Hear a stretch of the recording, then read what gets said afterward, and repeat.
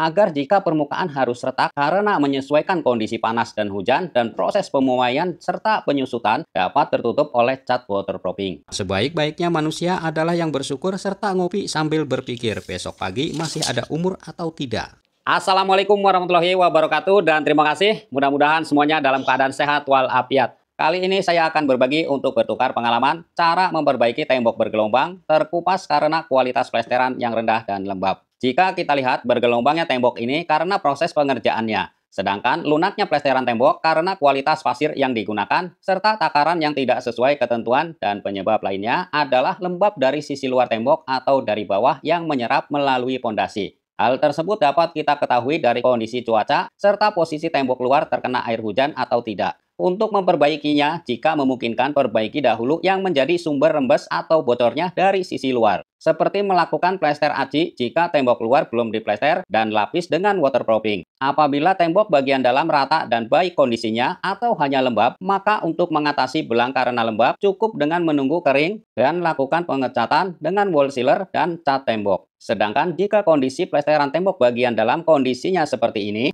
maka harus kita kupas plesterannya atau minimal membersihkan permukaannya dari cat jika kualitas adukan plesternya baik. Kemudian lapis seluruh permukaan tembok dengan waterproofing dua komponen seperti Nipo Cem Plus, yaitu waterproofing berbahan dasar semen. Aplikasikan menggunakan kuas dan pastikan seluruhnya tertutup lapisan waterproofing. Cara seperti ini penting juga diterapkan pada permukaan bata sebelum melakukan plester, terutama pada tembok luar. Hal ini untuk memproteksi tembok dari rembes serta memperkuat daya rekat plesteran. Karena dengan menghambat daya serap bata terhadap air adukan plester, maka kualitas adukan plester jauh lebih baik. Karena sebagian proses mengeringnya adukan bukan karena terserap bata, sehingga campuran antara semen dengan pasir tidak berkurang dan mengeras sempurna. Dengan catatan, kualitas pasir yang digunakan sangat berperan penting untuk kualitas plesteran. Selanjutnya, permukaan plesteran dapat diaci atau menghaluskan permukaan tembok seperti pada umumnya, dan pengecatan dapat dilakukan setelah tembok kering atau minimal 2 minggu setelah mengacinya. Waktu pengeringan tembok tergantung pada kondisi ruangan serta cuaca, atau untuk memastikannya kita bisa gunakan alat mengukur kadar air. Disarankan untuk pengecatan setelah kadar air pada tembok di bawah 17%. Dan untuk tembok baru, jika sudah siap untuk dicat, sebaiknya langsung dilapis cat dasar wall sealer dan melakukan pengecatan cat tembok setelahnya.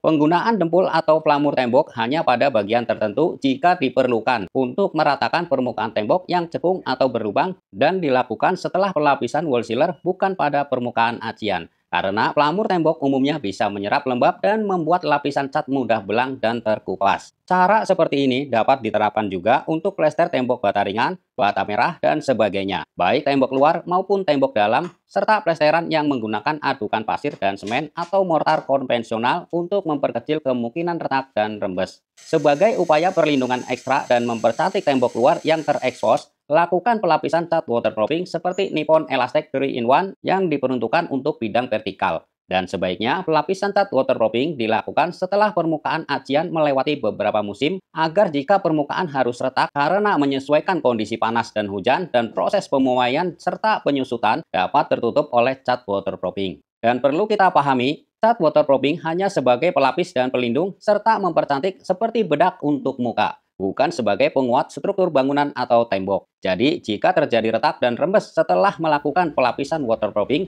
maka yang harus dipertanyakan adalah kualitas material serta struktur bangunan dan cara pengerjaannya. Demikian video saya kali ini, mudah-mudahan bermanfaat. Terima kasih. Wassalamualaikum warahmatullahi wabarakatuh.